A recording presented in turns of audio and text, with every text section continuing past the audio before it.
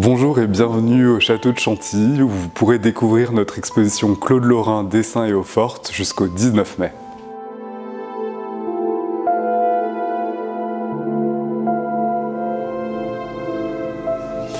Les visiteurs vont découvrir ce qui est en fait aujourd'hui la deuxième plus grande collection de dessins de Claude Lorrain en France, c'est-à-dire celle du château de Chantilly, mais aussi les eaux-fortes que nous conservons de cet artiste. Claude Lorrain est un artiste, c'est une star du XVIIe siècle. Il naît autour de 1600 en Lorraine, il meurt en 1682 à Rome, c'est dans cette même ville qu'il réalise l'essentiel de sa carrière. Et en fait, il s'avère que c'est un dessinateur extrêmement prolifique. On connaît aujourd'hui près de 1350 dessins de sa main qui sont toujours conservés. À titre de comparaison, Nicolas Poussin, qui fait vraiment une carrière comparable à celle de Claude Lorrain, puisqu'ils sont quasi contemporains l'un de l'autre, que leurs carrières respectives se déroulent toutes deux à Rome, ils partagent nombre de commanditaires. Et dans le cas de Nicolas Poussin, on connaît un peu moins de 300 dessins seulement. Donc si on envisage un taux de perte comparable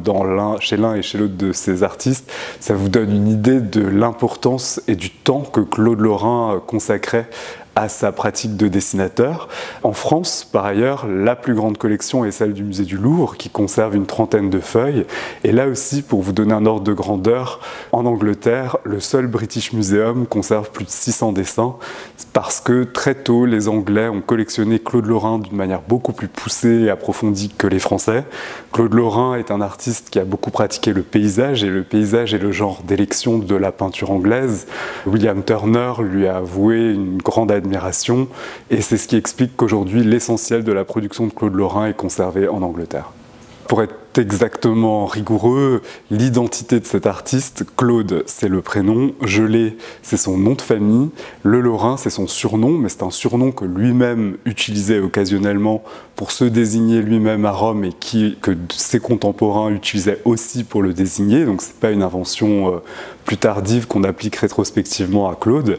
Pour faire plus simple, disons dans l'exposition on a simplement gardé son prénom pour le désigner. C'est une pratique qui est très répandue, qui est anglaise à l'origine. Aujourd'hui, en Angleterre, on l'appelle Claude, comme en France, on dit Raphaël, Michel-Ange, Léonard. En France, la pratique la plus courante, c'est de l'appeler Claude Lorrain ou Claude Le Lorrain. Mais en fait, l'artiste lui-même signait parfois ses œuvres uniquement Claude ou Claudio. Donc lui-même avait déjà pris l'habitude de se désigner par son seul prénom et on lui a emboîté le pas ainsi qu'aux Anglais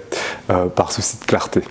Le dessin occupe une place très singulière dans l'œuvre de Claude Lorrain, et on pourrait même dire inversement que Claude Lorrain occupe une place tout aussi singulière dans l'histoire du dessin, puisqu'en fait, Claude Lorrain a énormément dessiné, mais une anecdote qui nous est rapportée par les archives démontre que Claude ne vendait pas ses dessins, c'est-à-dire qu'il les conservait pour lui dans son atelier. L'anecdote est relative en fait à la famille Médicis qui souhaitait constituer à Florence une collection de dessins, qui envoie un de leurs agents auprès de Claude Lorrain dans son atelier pour essayer de faire l'acquisition de feuilles de sa main. Et Claude répond à cet agent qu'il ne conserve presque pas de dessin et que le peu qu'il a dans son atelier, il en a besoin pour travailler, et que tout au plus, il propose de réaliser des copies lui-même d'autres dessins qu'il avait réalisés pour les Médicis, mais l'agent répond à ses commanditaires que ça n'aurait que peu d'intérêt, et donc il laisse tomber, si je puis dire, l'idée d'avoir des dessins de Claude Lorrain dans leur collection. Or, l'inventaire après décès de Claude Lorrain, qui est conservé, démontre à cet égard que Claude est d'une certaine manière un menteur, puisqu'il conserve des centaines et des centaines de dessins dans son atelier, à la fois en feuilles libres, dans des tiroirs, dans des meubles, mais aussi collés ou classés dans des albums. Il a aussi des livres de dessins qui sont remplis. Et donc en fait, c'est un dessinateur qu'on peut vraiment qualifier de boulimique, qui dessine énormément, mais qui conserve ses dessins pour lui. Et ce qui est assez singulier aussi, quand on s'intéresse par exemple aux études d'animaux de Claude Lorrain, des animaux qui sont dessinés sur le motif, on s'aperçoit que presque aucune étude, aucune chèvre, aucun mouton, aucun taureau qu'il dessine d'après nature sur le motif n'est réutilisé tel quel dans une de ses peintures. Donc il ne transpose pas littéralement ses études. Ses dessins ne lui servent pas comme d'un répertoire de modèles majoritairement qu'il copie pour coller ailleurs, mais sans doute que la raison pour laquelle il a autant dessiné, c'est pour assimiler complètement un motif à force de le travailler, de le retravailler, d'intégrer, d'ingurgiter complètement ses traits, pour ensuite être capable de recréer une chèvre complètement d'invention au moment où il peint. Donc la singularité, c'est que Claude Lorrain ne dessine pas pour peindre, dans le sens où ses dessins, qui ne sont pas préparatoires à des peintures, sont infiniment plus nombreux que ceux qui sont préparatoires à des peintures. Claude Lorrain est un artiste qui a pris un plaisir manifeste à dessiner, qui a utilisé des instruments extrêmement coûteux pour dessiner, parfois des papiers préparés, toujours des papiers d'excellente qualité, alors même qu'il ne les réalisait pas dans une optique commerciale, ce qui est extrêmement singulier. Claude Lorrain est un artiste pour lequel on a la chance de conserver deux biographies qui sont écrites par des historiens de l'art qui sont contemporains de Claude Lorrain, qui le connaissent. L'un est allemand, l'autre est italien. Le premier, Joachim von Sandrart, le rencontre dans les années 1630, quand il est tout au début de sa carrière à Rome, et l'autre, Filippo Baldinucci, un italien, le rencontre à la fin de sa carrière, peu avant sa mort, à un moment où Claude Lorrain est devenu une grande star de l'art qui est collectionnée par les cardinaux, les papes, les rois et l'aristocratie européenne. Donc, ce qui est très intéressant, c'est de confronter les deux biographies, puisque les deux historiens de l'art présentent ou dépeignent deux artistes différents, un débutant et un artiste confirmé. Et dans le catalogue de l'exposition, à cet égard, justement, on a voulu retraduire les deux textes et les publier ensemble en français, ce qui n'avait jamais été fait. Et c'est ce qui permet vraiment de comparer cela. Et en fait, Joachim von Sandrart nous apprend que Claude Lorrain n'est probablement pas arrivé à Rome en tant qu'artiste immédiatement. Claude Lorrain a très probablement suivi une première formation en tant que charcutier, boucher et pâtissier en Lorraine, et que c'est dans cette profession-là qu'il est arrivé à Rome pour trouver du travail, puisque de nombreux Lorrains s'y prenaient de la sorte à l'époque. Les Lorrains étaient très appréciés à Rome pour leurs pratiques gastronomiques. Et Claude Lorrain, à suivre Joachim von Sandrart, serait d'entrer dans l'atelier d'un artiste romain, l'un des plus grands maîtres de la ville à l'époque, Agostino Tassi, mais pas du tout en tant qu'apprenti, mais vraiment en tant que domestique, pour tenir sa maison. Et Claude devient artiste chemin faisant, d'une certaine manière,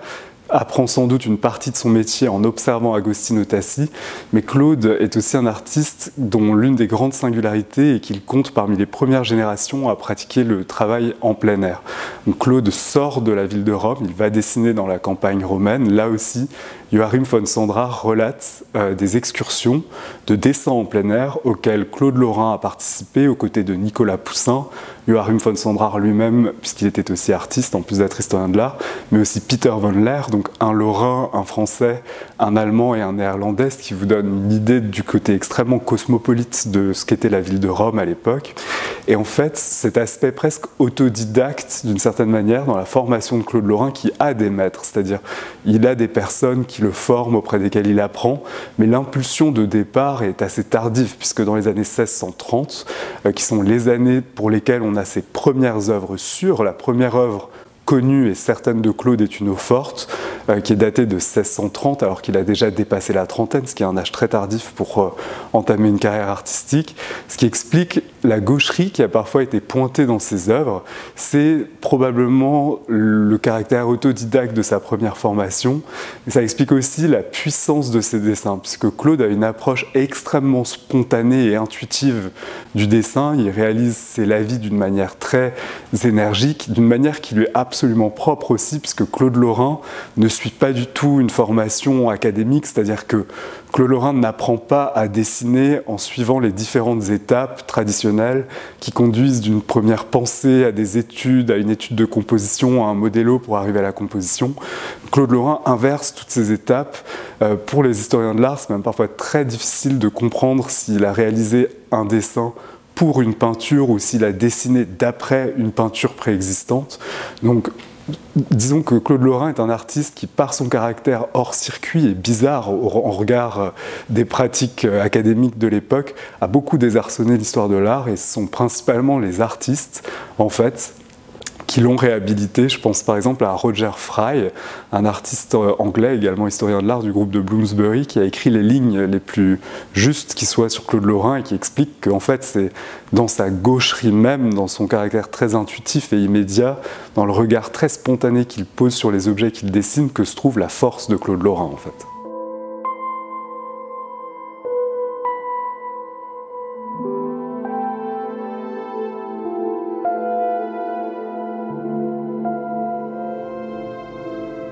Nous sommes ici dans la première salle de l'exposition qui est consacrée en fait au dessin de paysage de Claude Lorrain, mais à travers le paysage. Et c'est le fil rouge qu'on conduit à travers toute l'exposition. Ce qu'on a vraiment voulu montrer, c'est qu'au fond, Claude Lorrain est avant tout intéressé par la lumière et que le paysage, les arbres, lui servent d'un prétexte pour traiter les effets de contre-jour, les effets de scintillement lumineux à travers des feuillages, mais aussi les forts effets d'ensoleillement, d'ombre qu'on trouve dans ces vues. À ma gauche, c'est un dessin qui est particulièrement important, il est conservé en collection particulière et il nous a très généreusement été prêté pour l'exposition. Vous y voyez une vallée qu'on a, dans le cadre des préparatifs de cette exposition, réussi à identifier exactement, puisqu'évidemment, sachant que Claude Lorrain sortait de la ville de Rome pour aller dessiner en plein air dans les vallées autour de la ville et sur les rives du Tibre, l'un des objectifs que nous nous étions fixés, ça a été d'identifier à chaque fois que c'était possible les sites exacts que Claude représentait. Dans la plupart des cas, nous y sommes arrivés et ici, la vue que vous voyez représente les Horti Sallustiani, les jardins de Salluste, avec ce grand corps de ferme en surplomb de l'autre côté de la vallée. Et la singularité de ce dessin, c'est évidemment un dessin qui est purement réalisé sur le motif, en plein air, avec des moyens extrêmement simples, c'est-à-dire que Claude a simplement utilisé une plume, de l'encre brune et un pinceau, et puis sur sa feuille de papier, donc des moyens extrêmement rudimentaires. Et on pourrait croire à première vue que le dessin est inachevé, puisque Claude n'a pas vraiment achevé ni le bas de l'arbre, ni ses branches, il n'a pas du tout détaillé l'avant-plan de la même manière que l'arrière-plan,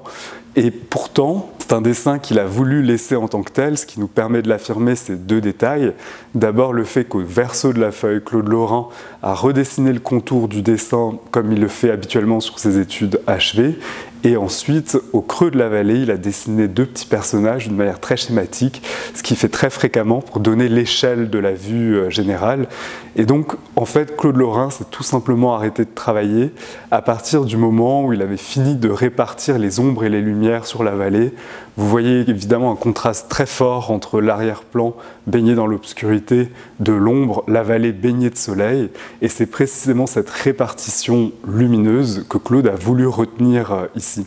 Et en fait, les dessins de Claude aujourd'hui sont assez intéressants, non seulement pour leur qualité artistique, mais aussi pour leur qualité documentaire. Et aujourd'hui, ce sont des œuvres qui servent de jalon aux études environnementales, et c'est l'un des autres axes que nous avons voulu creuser dans l'exposition. C'est qu'à travers le fait que Claude représente un même site, qu'il dessine sur le motif, et qu'il retourne sur les mêmes endroits, parfois plusieurs fois la même année, et parfois à plusieurs années d'écart, les vues qu'il dessine apparaissent comme des sortes de témoins de l'état d'une vue à un moment donné, et en les comparant les unes aux autres, on arrive à voir que des arbres apparaissent, d'autres arbres disparaissent, les berges du Tibre sont plus ou moins érodées, ce qui nous permet, en recroisant les dessins de Claude Lorrain avec les archives romaines, de suivre l'évolution environnementale de la campagne romaine, ces campagnes de reboisement successives. Et aujourd'hui, c'est une manière qui est très singulière et très importante de regarder les dessins de Claude Lorrain.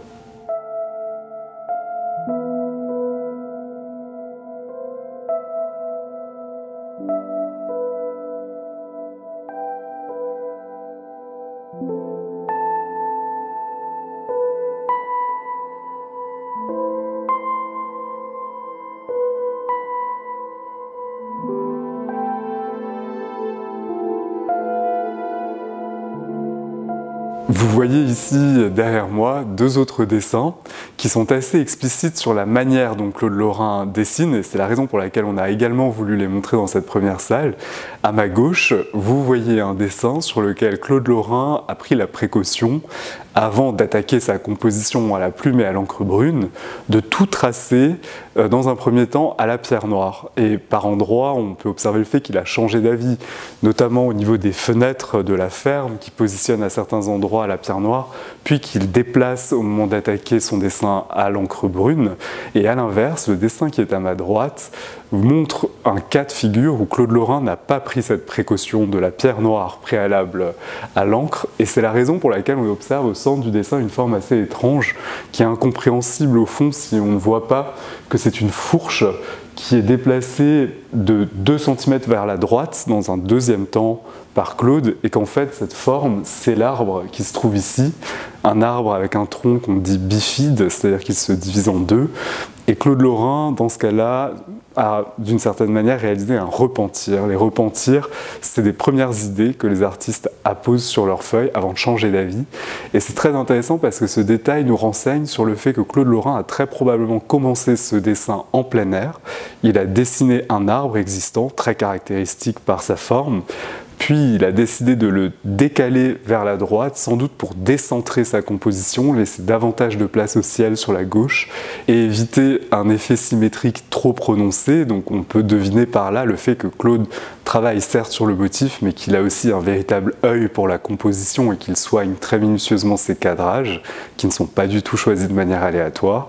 L'autre particularité de ce dessin, c'est qu'au niveau de la frondaison des arbres, on observe une différence dans le traitement de la lumière dans l'arbre de gauche et dans l'arbre de droite. C'est-à-dire qu'à gauche, Claude Lorrain a simplement laissé en réserve le papier à travers le feuillage des arbres pour que la clarté du papier laisse filtrer une forme de luminosité à travers les feuilles. Mais dans le cas de l'arbre de droite, Claude Lorrain a sans doute appliqué son lavis d'encre au pinceau d'une manière trop large et généreuse, trop recouvrante, ce qui a obstrué le papier sur toute la surface du feuillage, et il a donc été obligé de revenir dans un second temps, en atelier cette fois, sur ce feuillage d'arbre à la gouache blanche, pour simuler artificiellement les réserves du papier et apporter une luminosité par-dessus l'encre plutôt que par-dessous s'il avait laissé le papier en réserve.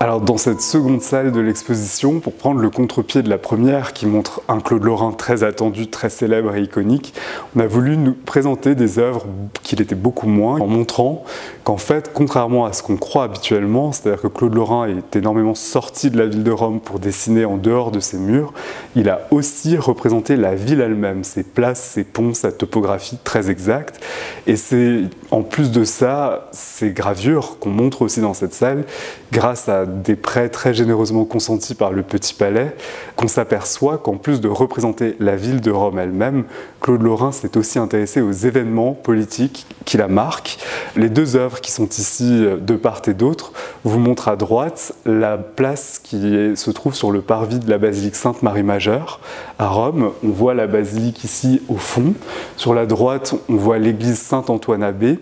Et Claude Lorrain, en plus d'avoir une pratique de dessinateur très atypique, a également la particularité d'apposer très fréquemment des inscriptions sur ses dessins,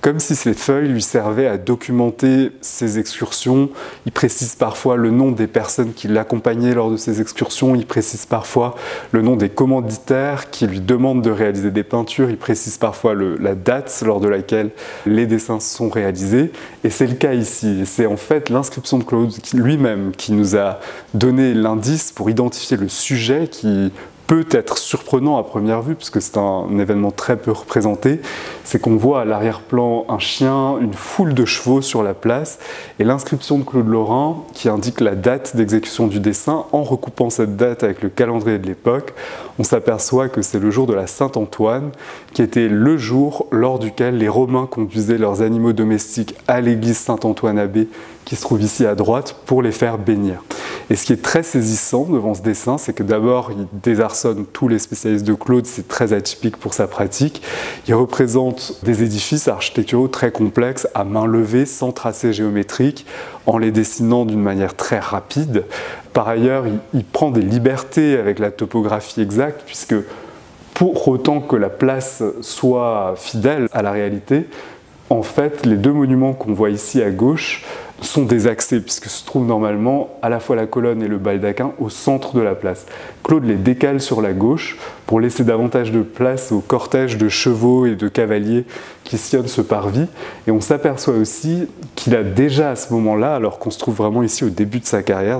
parmi ses premières œuvres, Claude a déjà cette astuce qui consiste à creuser l'espace en contrastant des bandes claires et des bandes sombres. Et en l'occurrence ici, ces bandes serpentent dans la profondeur de la place Et ces bandes recoupent le cortège des personnages qui évoluent soit dans une bande claire, soit dans une bande sombre, ce qui permet de donner un grand dynamisme et un aspect, une sorte de sensation de fourmillement sur cette place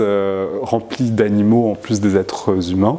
Et à ma gauche, c'est une eau-forte qui est réalisée en 1637, qui se rapporte à une suite d'eau-fortes qu'on appelle les feux d'artifice de Claude, et toujours dans cette perspective de montrer qu'au fond, Claude Lorrain s'intéresse avant tout à la représentation de la lumière. Évidemment, pour un artiste dans les années 1630, représenter un feu d'artifice, c'est un challenge. Il n'existe pas des centaines de modèles auxquels puiser pour représenter ces effets de lumière artificielle. Et dans ce cas présent, Claude Lorrain, on ignore s'il travaille de sa propre initiative ou à la demande d'un commanditaire. Toujours est-il qu'il représente un événement précis qui se déroule en 1637, l'élection d'un nouveau roi de Rome. Et à l'occasion de cette élection, de grandes festivités sont organisées dans la ville éternelle. On construit des architectures éphémères, on organise des feux d'artifice. Et Claude Lorrain réalise cette séquence qu'on représente ici en 3 feuilles, d'une tour carrée qui éclate dans un grand feu d'artifice et révèle en son sein une tour ronde avant que la tour ronde n'éclate à son tour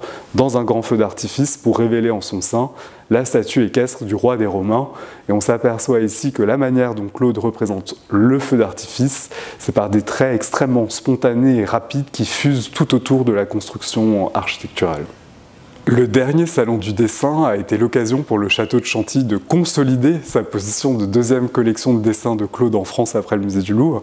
par l'acquisition, grâce à un généreux mécène, de l'œuvre que vous voyez ici à ma droite. C'est une œuvre qui est passionnante parce que c'est un montage en fait que Claude a réalisé, et c'est un montage qui nous renseigne parfaitement sur la manière dont sa pratique de graveur et sa pratique de dessinateur sont très étroitement entremêlés, ce qui est précisément la raison pour laquelle l'exposition de Chantilly montre des dessins et des eaux-fortes, puisque c'eût été un contresens de dissocier les deux.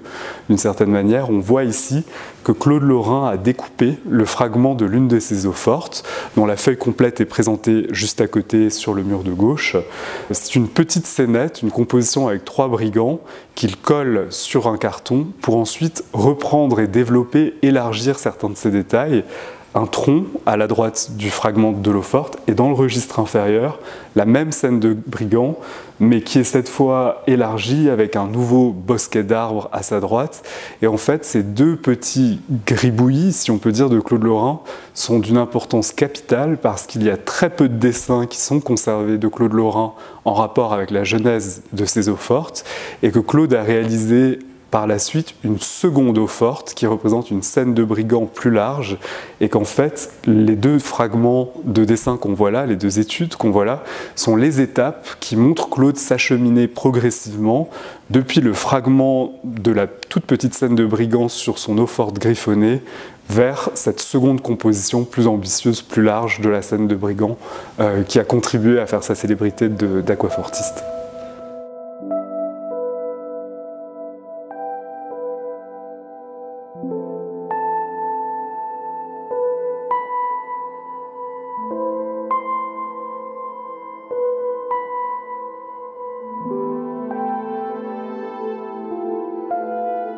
Ce que nous avons voulu présenter dans cette salle du parcours, c'est ce que les effets aquatiques apportent au traitement de la lumière par Claude. Puisqu'en fait, c'est un artiste qui s'est démarqué pour le grand nombre de scènes portuaires qu'il a réalisées, pour l'importance qu'il accorde aux effets de rosée, mais aussi aux effets de brume, aux effets de brouillard atmosphérique, aux effets de réfléchissement lumineux sur la surface de l'eau. On présente par exemple dans cette première salle la toute première œuvre datée, signée par Claude, le premier jalon sûr de son corpus, qui est une eau-forte qui représente une scène de tempête la nuit, donc un nocturne, encore un effet lumineux très particulier. Et sur le mur que vous voyez ici derrière moi, on a présenté 3 paysages dessinés par Claude, qui sont tous 3 réalisés sur un papier coloré. À gauche, c'est un dessin sur papier préparé rose, à ma droite, un dessin sur papier préparé gris, et tout à droite du mur, un dessin sur papier bleu, teinté dans la masse. Et Claude a beaucoup utilisé ces effets colorés pour donner du corps à ses feuilles. Et ce qui est là très surprenant, c'est qu'au fond, ce sont des matériaux extrêmement coûteux. Et quand on sait, comme je vous l'ai dit, qu'il ne commercialisait pas ses dessins, on s'étonne de la nécessité d'utiliser des matériaux si luxueux et à contrario, là encore, Nicolas Poussin offre un très bon balancier, si je puis dire, puisque lui griffonnait des études sur la totalité de la surface de ses feuilles pour utiliser tout l'espace qui était disponible dans une logique économique, là où Claude Lorrain, au contraire, utilise de grandes feuilles colorées. Claude Lorrain a la tendance, en tant que dessinateur, de vouloir finir énormément ses dessins. Chacun des dessins que vous voyez derrière moi peut valoir comme une œuvre d'art autonome, finie en tant que telle. Là où Nicolas Poussin, à l'inverse, travaille le dessin dans une perspective strictement utilitaire, c'est pour développer des motifs pour ensuite peindre.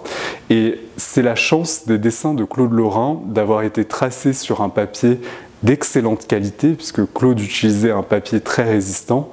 A l'inverse, il utilisait aussi une encre extrêmement agressive, une encre dite métallogallique, corrosive, qui dans des circonstances humides ou dans des atmosphères délétères agresse le papier qui sert de support au dessin et laisse des traces de ce qui peut s'apparenter à une forme de brûlure. C'est le cas du dessin prêté par le Musée des Beaux-Arts de Besançon, que vous voyez ici. C'est un dessin qui n'avait pas pu être présenté au public lors de la dernière exposition des dessins du Fonds de Besançon,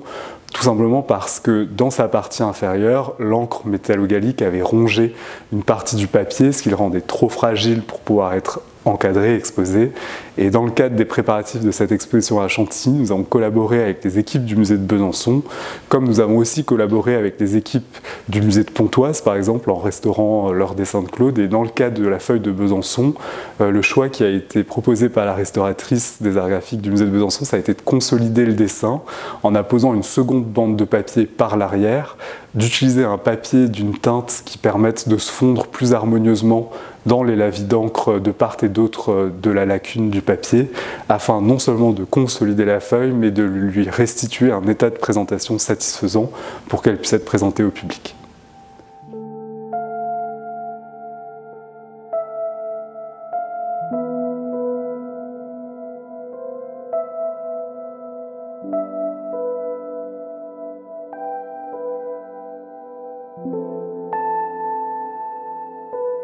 L'ingéniosité de Claude Lorrain ressort ici du fait qu'il représente le soleil, la lumière du soleil qu'on peut apercevoir même du fond de la pièce, en laissant simplement le papier encore une fois en réserve et en obscurcissant toute la surface de la feuille de papier autour de cet orbe solaire. Ici, c'est une scène portuaire, c'est un dessin qui est préparatoire à une peinture connue en deux versions, dont une au musée du Louvre.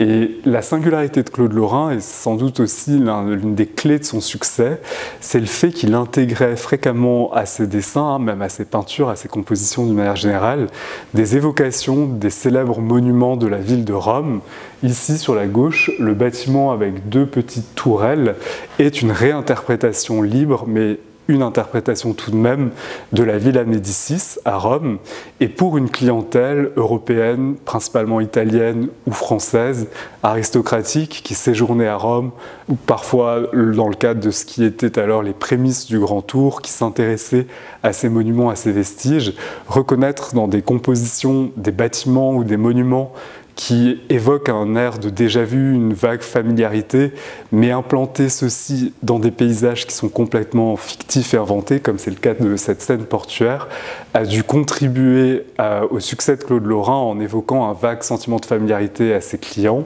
Et par ailleurs, on s'aperçoit ici que la manière dont Claude Lorrain compose ses feuilles et composite précisément le bateau que vous voyez ici, qui apparaît à contre-jour, le Grand Trois-Mâts, est préparé par Claude, mais jamais dessiné exactement de cette manière sur des études, telles celles que vous voyez ici à ma gauche, qui montrent des trois-mâts dans la tempête. Et pour ce type de dessin, on considère habituellement que Claude Lorrain ne dessinait pas d'après nature, comme il l'a fait pour le bateau du dessin de Besançon, mais qu'il travaille ici d'après des maquettes de voiliers, d'après des gravures, des peintures antérieures, qui lui servent de modèle artificiel, et des spécialistes de l'architecture navale qui ont étudié ces dessins en ont déduit qu'il avait là aussi commis une forme d'excès de zèle et qu'il est allé beaucoup plus loin que nécessaire vraiment dans la représentation des bateaux, notamment au niveau des voilages et des cordages de ces mâts qui sont développés d'une manière excessive, et c'est ce qui leur a permis d'en déduire que Claude, là aussi,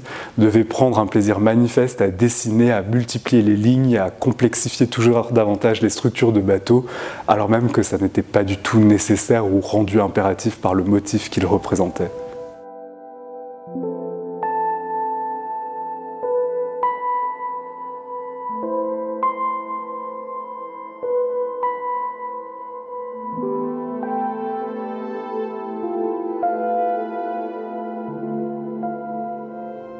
Dans cette salle de l'exposition, on a voulu montrer la manière dont Claude construisait ses œuvres et d'une certaine manière pointer le fait que ces paysages ne sont jamais innocents, ne sont jamais que le simple décor neutre d'une action qui s'y déroulerait, mais qu'ils jouent en fait un rôle majeur dans la narration des œuvres et qu'à l'inverse, il n'existe presque pas de paysage sans action chez Claude Lorrain. Dans le cas de la confrontation de ces deux œuvres qui proviennent de nos collections, une eau forte à gauche, un dessin à droite, ce qui est particulièrement intéressant en plus, c'est qu'elles illustrent le fait qui est fréquemment dit de Claude Lorrain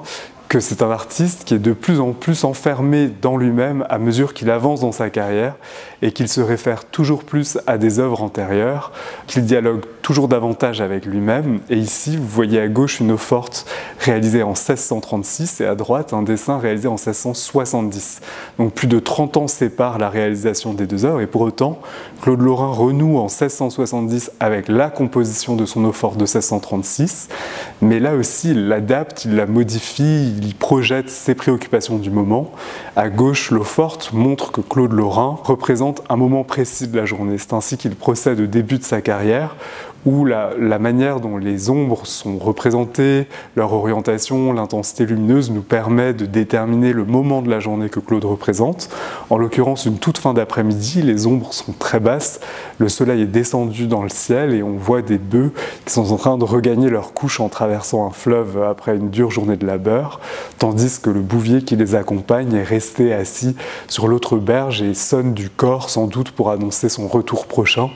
Et dans le dessin, à l'inverse, Claude procède d'une manière qui est caractéristique des dessins de sa dernière période. Par rapport aux dessins qu'il réalise dans les années 1630 que vous avez déjà eu l'occasion de voir, on s'aperçoit que Claude a énormément fait évoluer d'abord ses moyens techniques, des simples lavis bruns dilués avec de l'eau. Claude va vers des dessins qui sont toujours plus sophistiqués, plus épais, avec une matière toujours plus riche, plus chromatique. Ici, il utilise des notes de rose, des notes de bleu, des notes de vert, des notes de jaune, des rehaut blancs. Tout ça pour donner à son paysage une lumière qu'on serait incapable d'assigner à un moment précis de la journée. Et on a l'habitude de dire que Claude, à la fin de sa vie, dans sa dernière période, mêle toutes les heures du jour dans une même composition.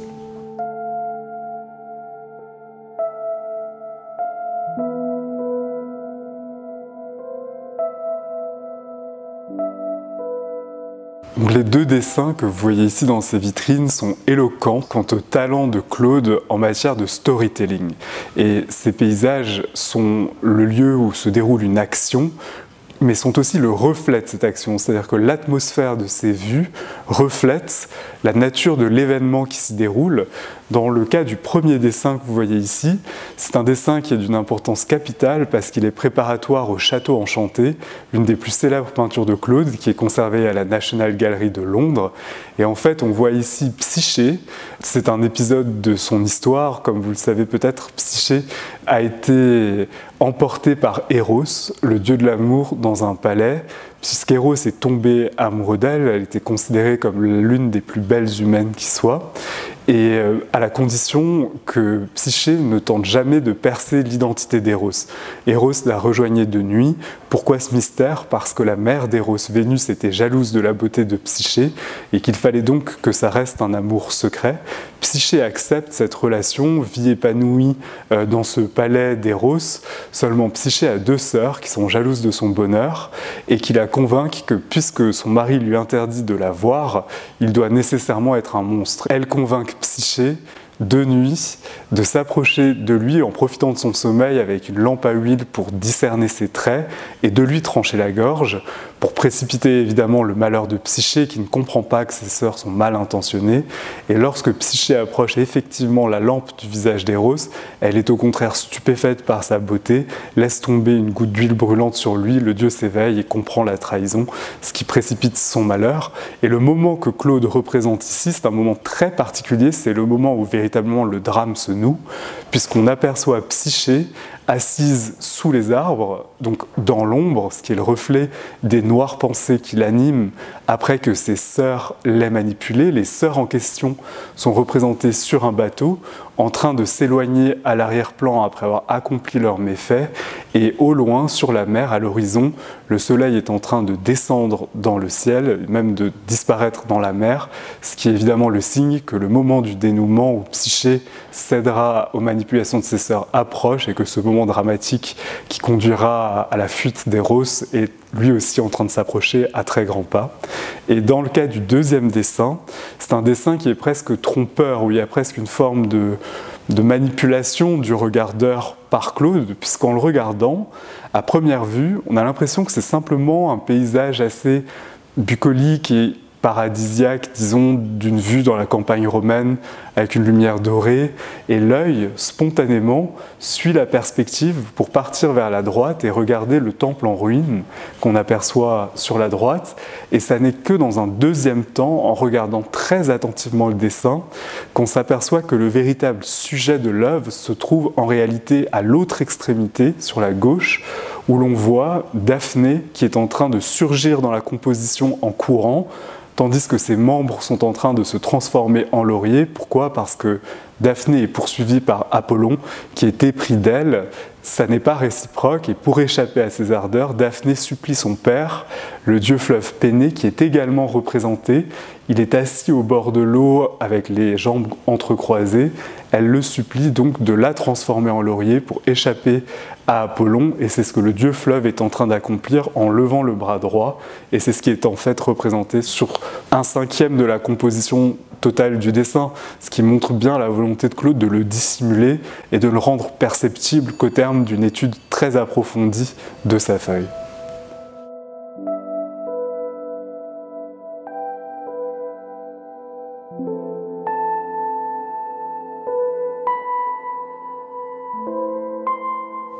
Ce que nous avons voulu montrer dans cette dernière salle de l'exposition, c'est qu'à mesure que Claude avance en âge et dans sa carrière, non seulement il complexifie sa technique de dessinateur en évoluant vers des instruments ou même des matières toujours plus épaisses et sophistiquées, mais qu'en parallèle, il délaisse aussi les sujets bucoliques et pastoraux qui sont caractéristiques de sa première période pour aller toujours davantage vers des sujets mythologiques, historiques, tirés de sources parfois très confidentielles, parfois aussi des sujets religieux qui sont très sophistiqués, très élaborés et totalement alignés sur ce que recherchent ces commanditaires, qui sont principalement des cardinaux et des membres de l'aristocratie.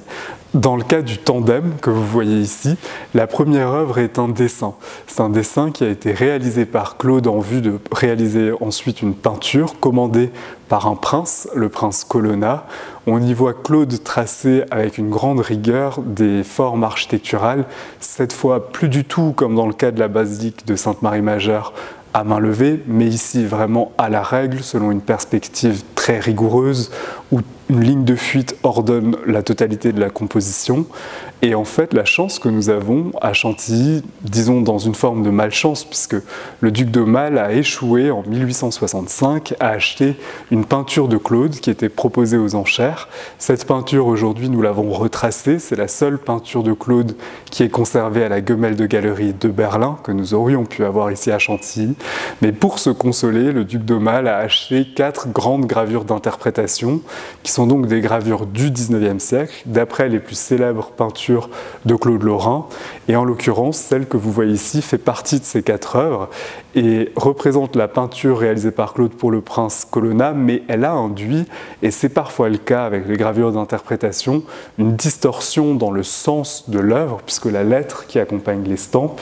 la dénomme Templum Veneris, temple de Vénus. Or, en réalité, ça n'est pas du tout le temple de Vénus qui est représenté, mais le palais de Staphyle, un roi assyrien, dont l'histoire est relatée par une source antique grecque, et le fait que Claude ait eu accès à cette source-là démontre sa proximité avec ses commanditaires qui élaborent avec lui le sujet de ses peintures, ne lui commandent pas simplement un sujet, mais lui donnent aussi accès à leur bibliothèque, aux sources dont ils disposent pour que Claude puisse s'instruire sur des sujets très sophistiqués et ensuite représenter des moments si confidentiels qu'ils sont fréquemment mal compris par la suite, comme c'est le cas ici avec ce temple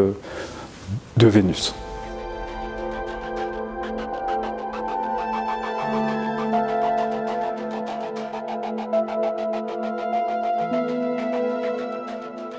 Le dessin que vous voyez ici et qui se trouve dans la dernière salle de l'exposition est un chef-d'œuvre de Claude Lorrain qui nous a été prêté par le Petit Palais. Il montre une complexité technique presque folle, c'est-à-dire que ce dessin a des allures de grisaille peinte où Claude Lorrain travaille non seulement un papier teinté en bleu, mais avec des rehauts de gouache blanche, de multiples couches de lavis très différenciées, qui donnent une complexité extrême à cette feuille. Et on s'aperçoit aussi que Claude Lorrain représente au premier plan la Sainte Famille. Ce qui est représenté, c'est le moment de son repos pendant la fuite en Égypte. Mais il représente à l'arrière-plan, comme il l'avait déjà fait dans le cas de la scène portuaire avec son évocation de la Villa Médicis, ici des monuments qui sont caractéristiques de la campagne romaine, avec par exemple la pyramide de Cestius, que vous voyez ici, à côté une évocation des colonnes du Forum, à l'arrière-plan l'évocation de la forme d'un aqueduc, comme on en trouve très fréquemment dans la campagne romaine, et ça devait être là aussi évidemment un ressort majeur du succès de Claude Lorrain auprès de ses clients, de leur proposer des œuvres qui est un sujet irréel, surnaturel, comme l'est d'ailleurs la représentation de la lumière dans cette œuvre, où une forme de halo grisé envahit la scène et entoure la Sainte Famille, et en fait d'avoir des événements religieux de cette nature représentés dans un cadre vaguement évocateur d'une réalité topographique devait contribuer à leur attractivité auprès notamment des cardinaux de Rome par exemple. Et Claude Lorrain, d'une manière un peu conclusive, si je puis dire, occupe également une place à part dans l'histoire du dessin pour une raison très particulière, c'est qu'il a été le premier artiste à envisager le dessin dans une optique très particulière et qui tient au fait que Claude Lorrain, de son vivant, était déjà falsifié. Des fausses peintures de Claude Lorrain circulaient à Rome. Lui-même s'en est aperçu dans un cas précis, dans lequel c'est le peintre Sébastien Bourdon qui l'avait falsifié. En apprenant cela, Claude Lorrain décide de tenir qui sera ensuite dénommé son Liber Veritatis. Le Liber Veritatis, c'est un livre, comme le dit son nom, et de vérité, comme le dit aussi son nom, c'est-à-dire que c'est un livre dans lequel Claude consigne des souvenirs de la quasi-totalité des peintures qui sortent de son atelier. Avant d'expédier ces peintures à ses commanditaires, il dessine les compositions qu'il a peintes pour en garder une trace dans ce fameux livre, qu'il désigne lui-même dans son testament comme ce qu'il a de plus précieux chez lui, qu'il confie après sa mort à une personne dont on a tout lieu de croire que c'est sa fille illégitime.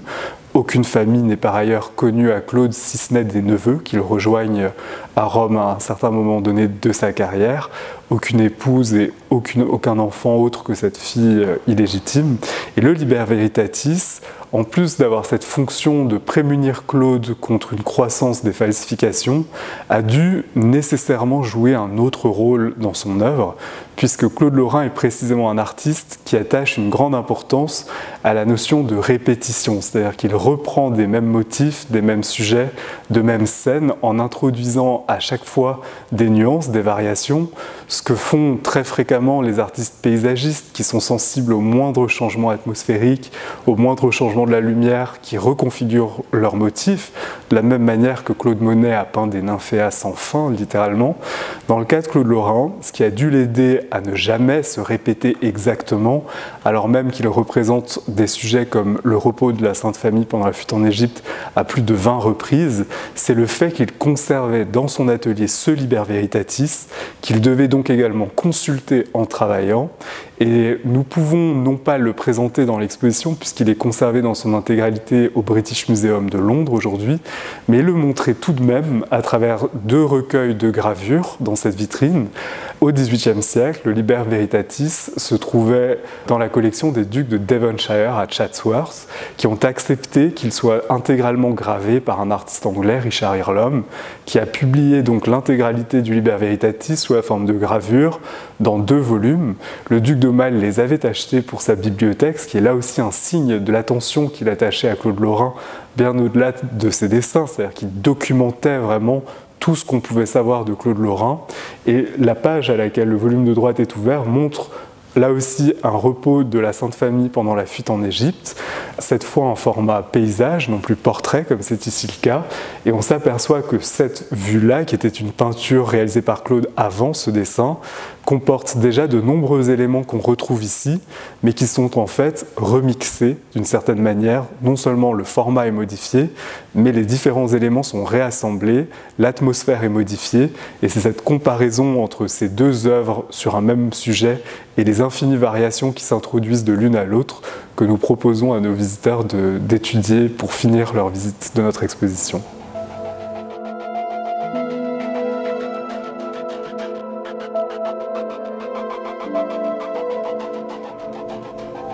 Il y a bien d'autres œuvres encore à découvrir dans l'exposition de Claude Lorrain, dont les études d'animaux qui nous entourent ici. Ces dessins et ces eaux-fortes vous attendent au château jusqu'au 19 mai,